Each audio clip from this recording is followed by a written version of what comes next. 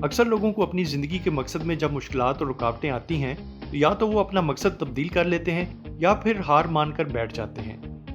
ज़िंदगी का जो भी रास्ता चुनते हैं उस पर रुकावटें ज़रूर आती हैं। आपका बॉस बुरा हो सकता है, मुल्क की कारोबारी हालात ख़राब हो सकते हैं, आपके साथ कोई हादसा भी हो सकता है। लेकिन अगर आप कामयाब होना चाहते हैं तो हल एक ही है कि आप रुकावटों को अवॉइड ना करें, उनसे पीछा ना छुड़ाएं, बल्कि उनका ऐसा मुकाबला करें कि यही मुश्किलात और रुकावटें आपके लिए फ़ायदेमंद साबित हों और आप अपने मकसद में कामयाब हो जाएं। इसी बात पर रायन हॉलिडे ने यह किताब the obstacle is the way लिखी है। आइए इस किताब पे जरा और बात करते हैं। रायन सबसे पहली बात जो करता है वो है कि जब कोई मुश्किल आती है, अपने काम या मकसद में रुकावट आती है, तो बजाय हमारे दिमाग में नेगेटिव ख्यालात आए, मायूसी आए, तो 1 मिनट के लिए रोकें और सोचें कि मैं इस रुकावट को अपने फायदे में कैसे तब्दील कर सकता हूँ। बॉस प्रमोशन नहीं दे रहा तो और ज़्यादा मेहनत तो कर सकता हूँ ना।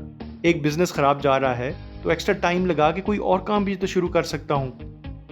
अगर बीमार हो गया हूँ, कुछ करने को नहीं है, तो रेस्ट के दौरान कुछ किताबें और पढ़ सकता हूँ, जैसा कि 1960 में बॉक्सर रूबिन कार्टर ने किया जब उसे एक मुकदमे में जेल जाना पड़ा।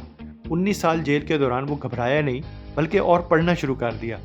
जब वो जेल से निकला तो कानून का एक्सपर्ट बन चुका था।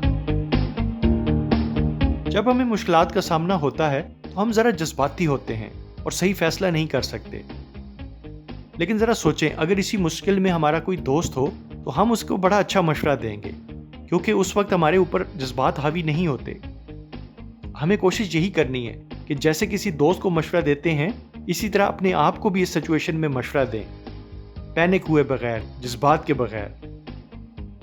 यही बात नासा अपने खिलाबाजों को रोजाना सिखाता है, क्योंकि उन्हें पता है कि खिला में, स्पेस में अगर किसी बात पर पैनिक कर गए, आपके हाथ पांव फूल गए, तो फिर जरा सी गलती से सब कुछ तबाह हो सकता है।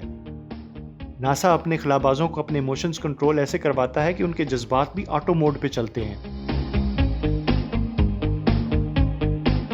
मुश्किलात और रुकावटों पर अपनी सोच तब्दील करना ही सिर्फ काफी नहीं है, बल्कि एक्शन लेना जरूरी है, और एक्शन ऐसा जिसमें डिसिप्लिन हो, पाबंदी हो, जैसा कि मशहूर कदीम यूनानी शख्सियत डिमोस्थीसिस ने लिया। एक वक्त डिमोस्थीसिस बहुत बीमार था, उसकी ज़बान भी दुरुस्त नहीं थी, वो बोल भी नहीं सकता था। उसके मुखालफीन ने उसकी सारी जायदाद ले ली।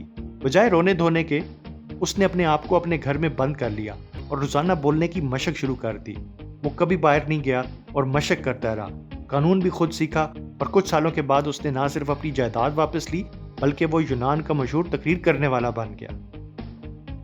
1878 में टॉमस एडिसन ने 6000 मुख्तलिफ मटीरियल पे तजर्बा किया और फिर वो सही फिलामेंट तलाश कर सका, जिससे वो बल्ब बनाने में कामयाब हुआ।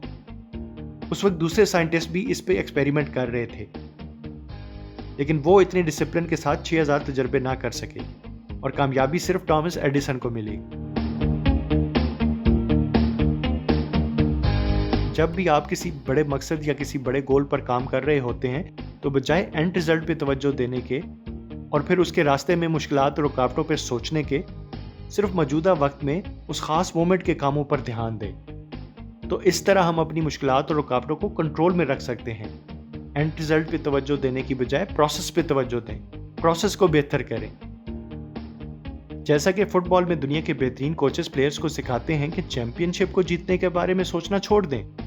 जब वो ड्रिल कर रहे होते हैं तो सिर्फ उस पर तवज्जो दें, जब वो प्रैक्टिस मैच खेल रहे होते हैं तो सिर्फ उस पर मेहनत करें, और इस तरह टूर्नामेंट की हर गेम को एक अलग तवज्जो से खेलें, यानी प्रोसेस पर मेहनत करें।